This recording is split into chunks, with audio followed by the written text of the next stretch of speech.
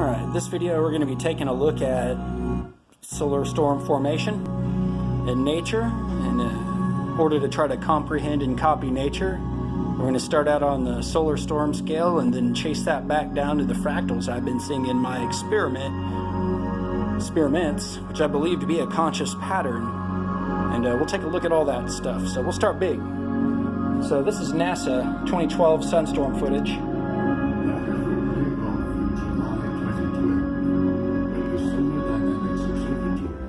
Captured a flare in the making on the visible edge or lid of the sun. Hopefully you can kind of keep this image in mind. Designed to record events at 10 million degrees, allowed scientists to peer into a tangle of rising arcs.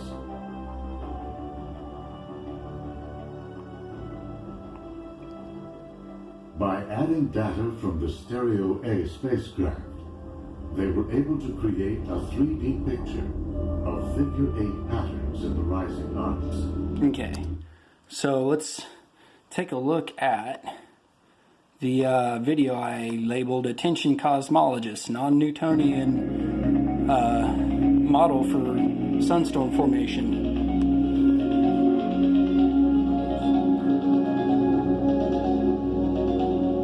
And this is by using a crystal in conscious collaboration only, no heat, no magnetism. What I believe we're looking at is this precursor figure-8 energy pattern as it starts to build into these spiraling arcs. And I'll just leave it on for a couple minutes and we can watch it do its thing. And this is a video I've posted called Attention Cosmologist, non-Newtonian physical model for CME. So what we're seeing here is those rings start to develop out of this figure-8 pattern. And I just kind of jumped into the middle. It's a little bit slow and I didn't want to bore anybody, but yeah, you can watch this figure-8 pattern build to this point if you watch the whole video.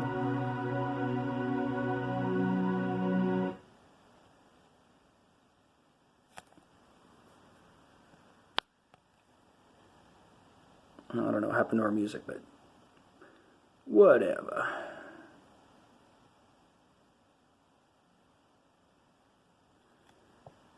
And as this continues to build in its figure-8 conscious repulsing anti-gravity vortex that I've been going on over and over again, it'll start throwing out these spiraling energy rings and what I believe is known as soliton loops. And so this is the world's first physical model for this outside of supercomputing. It shows this figure-8 pattern breaking up into these conscious cascading rings. And that's because that's the nature of reality, folks. It's not just a geothermal process. This is a conscious process. And as this figure-8 pattern continues to build through a repulsing anti-gravity vortex style motion, you'll see it continue to send off these spiraling rings of energy.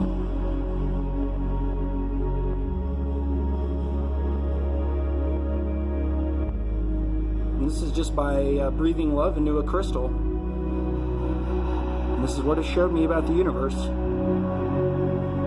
So once again, just one more reason why love is actually a calculable physical force and can easily gain collaboration from inanimate objects who tend to display consciousness at the rate it's producing a physical model for a solar storm, which has never been done before.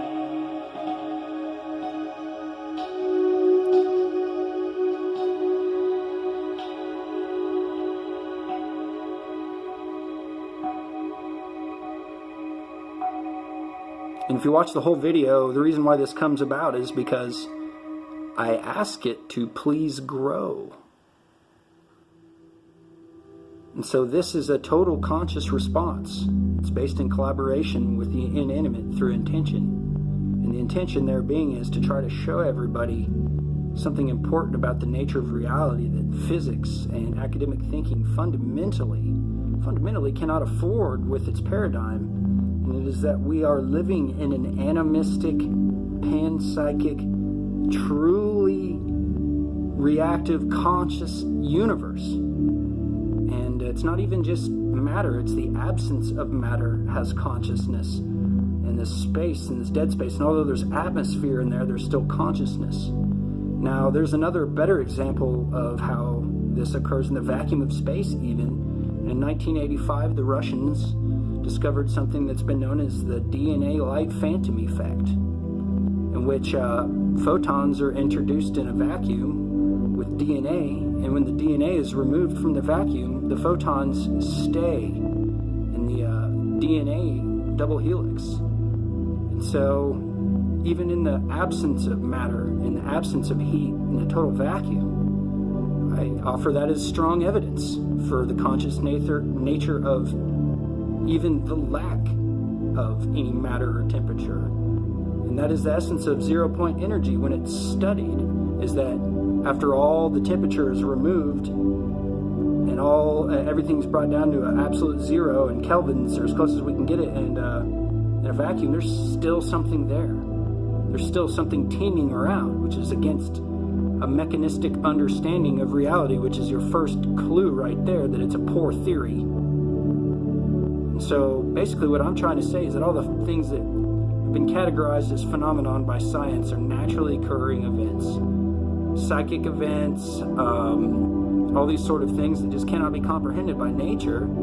These are by science, these are natural occurring events in nature that science has separated itself from when it decided to be above and objectively outside of nature. And therefore they are not allowed these insights, viewpoints, or experimental results until they understand that this is something that you must actually cross the objectivity-subjectivity barrier to experience, to get results out of a conscious ether and a conscious universe. To get a look at the mystery itself, you have to consciously address the absent, the inanimate, the divine feminine, the non-logical. You have to use your heart. You have to use faith to look past your intelligence with your heart. Because what is faith other than the ability to look past logic with your heart and know that there's something more, that you cannot be convinced otherwise? And so I'm just trying to allow people the chance to run with your inner magic and validate these things as you make your decisions in life, and realize that it does pertain to a grand scheme behind all things. And so now you've seen it kind of erupt into a full-on eruption. Let me show you the fractal that I was noticing inside of my experiments, my original notes from what I called the flux capacitor, which was a small slice of lidicoatite tourmaline from Madagascar. And I was trying to draw how, by flipping it over, it seemed to be exerting repulsing properties where, as best I could draw it, it seemed to be going in, going out, and going both ways. So this is my drawing. This is the drawing I came up with. Before any of this other research, I was just trying to draw what I understood. And I couldn't find anything really about it in physics. So I really, honestly, just couldn't find anything about it in physics. And needed to go look through other different types of models of reality to even remotely understand what I was seeing in my experiments. So this had to do with the light energy. As I ran light through it, after the light wasn't, that's just my drawing of what I saw going on. And I talk about over here, spins around inconsistent in direction and speed, appears like a snake at times circling at the base of the cloud. And so I look into my knowledge of anthropology and love of culture and find an actual model that might resemble what I'm seeing. And this is the Ouroboros. Restless souls. There's a translated to that of German's clouds.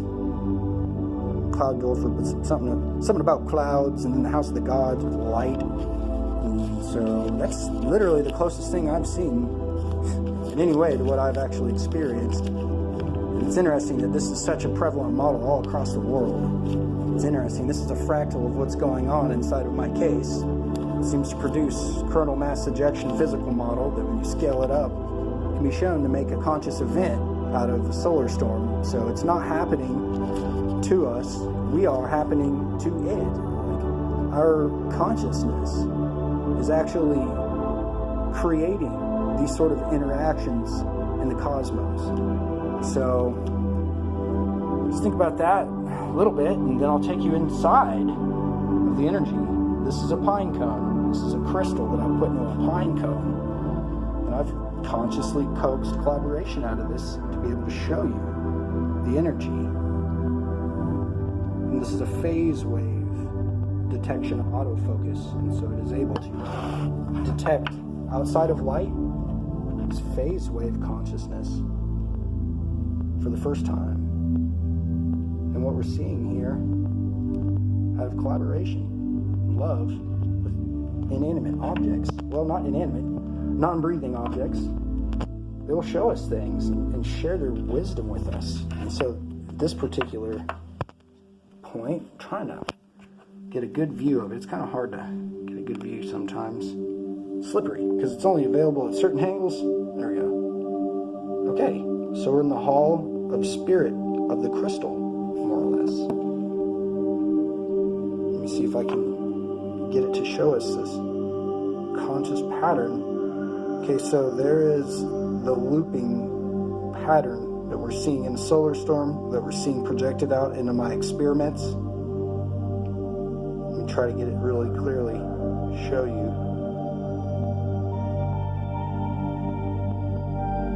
It's kind of hard to tell, but you know when you see it, when you stared at it for a couple of years straight. This is, okay, so there's a pretty good view of it. Boom, up on the kind of top middle there. See that figure 8? Boom. Figure 8 pattern, just like on the computer model for our solar storm formation. That figure 8 pattern breaks into these conscious loops in this repulsing cycle.